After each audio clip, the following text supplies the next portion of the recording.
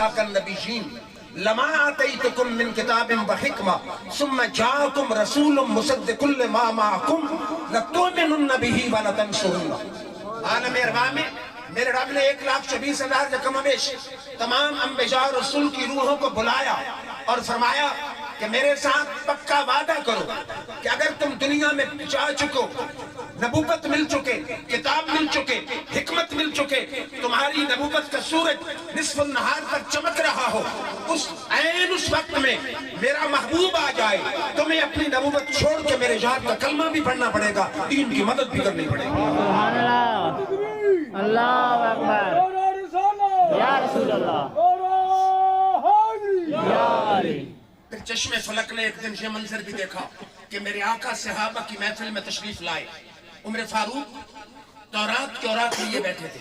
عرض کرتے ہیں یا رسول اللہ صلی اللہ علیہ وسلم تورات کے کتنے اچھے مسائل ہیں۔ میرے آقا جلال میں آ گئے۔ صحابہ کہتے ہیں جب آقا خوش ہوتے تھے تو چہرہ یوں چمکتا تھا جیسے چاند کا ٹکڑا ہو،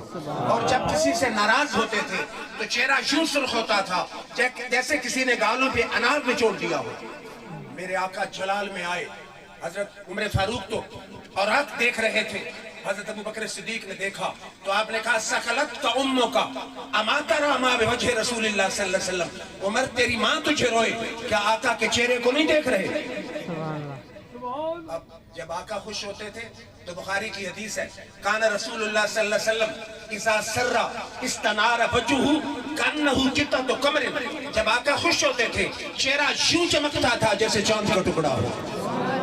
پھر میرا چشتی ذوق ہے، ماشاءاللہ شوکت بھی علی صاحب بھی چشتی ہیں،